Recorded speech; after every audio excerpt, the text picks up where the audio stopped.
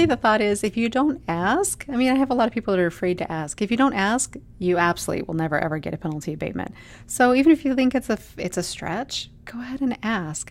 I had one that I'm like, I know I pretty much am just asking out of the blue because they're not going to give it to me.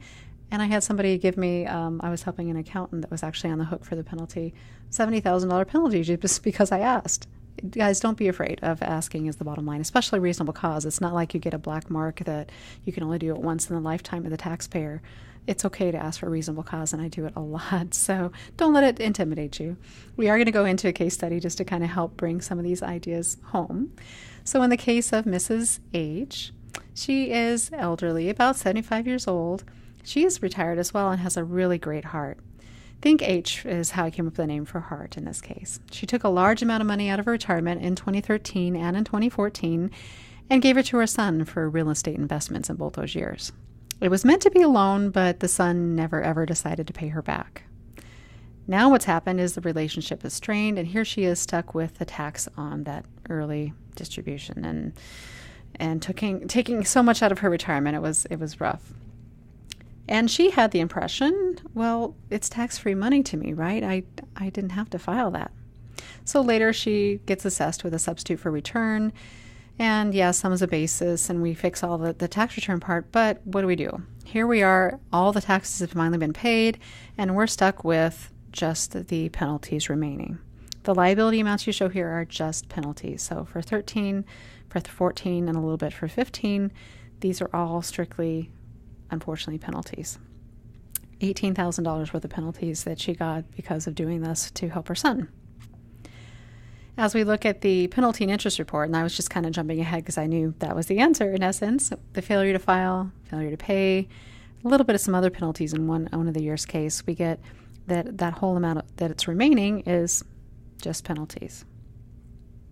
We look at the total penalties there between 13, 14, and 15, and that basically is the amount she's owing, and it's spread out between failure to file and failure to pay.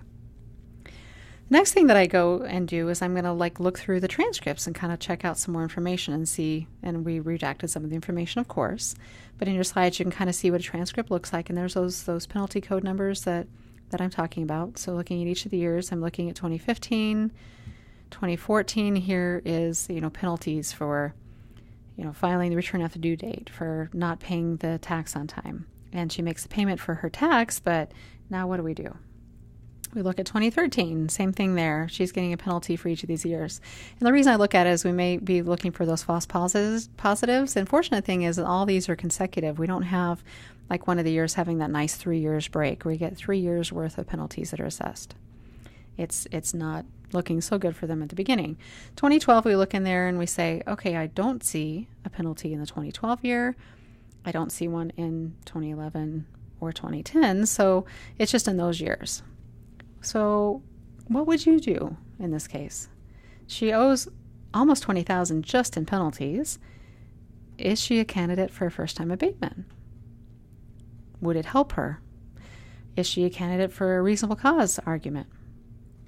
Just instead of dragging this one out, I'm going to kind of give you what the actual result was. A lot of it has to do with timing. And are they owing? Are they going to continue to accrue more? What's kind of going on right now? In her case, she paid the base tax. I'm not worried about more penalties accruing anymore because the base tax was paid. So that is an important consideration to stop and say, my timing of when I request this could mean everything. But sometimes a little bit of penalty abatement is better than none. At the time I did this case too, this is before all the rule changes where you only get once in a lifetime. But in this taxpayer's case, we're looking at it, in the future, she's probably not ever going to amass this amount of tax again. It's probably not going to harm. If we could do a first-time abatement, why not, right?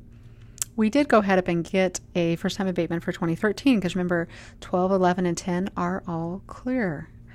So even if you have a case where it's mixed like that, you have multiple years of issue, 2013 was still eligible. I ended up reducing it $9,000 with one phone call just because of asking for it. And that included the interest on the penalty too, by the way, because penalty went down and the interest on the penalty went down. So we were left with a much smaller amount of tax owing. They went ahead and in this case, they can take, and it's a little interesting in how that works, they can take the amount of the abatement and apply it to different places. because that she still owed for 13, the abatement for 13 went directly towards that year and in essence zeroed it out. But what about the rest? She still owes more than $9,700. What could we do with it? What would we do with it? And what we went ahead and did is we tried reasonable cause. We, tried everything we could in that case. It was a tough case because, it's hard to argue successfully that, because she's generous and helped her son out and her son didn't pay her or whatever. We did argue that it was complex and it was out of her realm of understanding, that she didn't know she had the requirement, but we weren't able to prevail on that. So we still were very happy with the success of that. Is look at it as a combined approach. You can do first-time abatement, then if it's appropriate, go for it. It still helped her immensely, and she was very, very grateful for that, having it shaved off like half of what she owed. So these are all just some things to think about, and I'm using real-life examples to show you that it's not always as perfect and rosy as that we call up and we get it. In the first-time abatement world, it is. I already knew she qualified. It wasn't easy. In the case of the reasonable cause, it's a lot tougher because we have to successfully argue within their world, and it's just within the manual. It's just their procedures we have to qualify for. So that's a little bit of a tidbit of a case study, just kind of giving you some examples and ways you can go about working a case.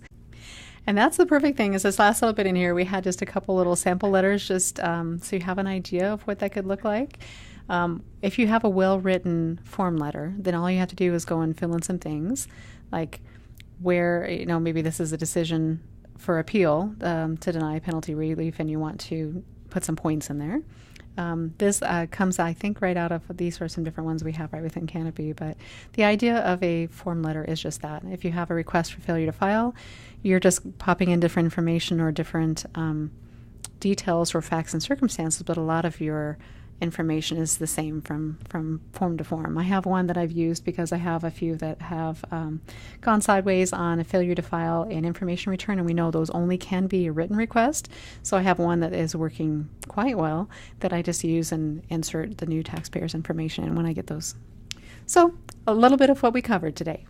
A lot in 2 hours for sure, but we're spending our time entirely within that IRM Part 20. That is the penalty and interest section of the Internal Revenue Manual, and specifically Chapter 1, they've named the Penalty and Interest Handbook. So that's where we've been kind of playing today. We looked at different types of relief and techniques that are available. We understood what the RCA is and how it works in conjunction with a penalty abatement request. Learned about the first-time abate program and very specifically examples of how it would work and the eligibility, as well as reasonable cause considerations. So we covered a lot of different things today. There are a lot of other great resources beyond this, so I encourage you to definitely check it out. And I'm going to go ahead and turn this back over to Jeff.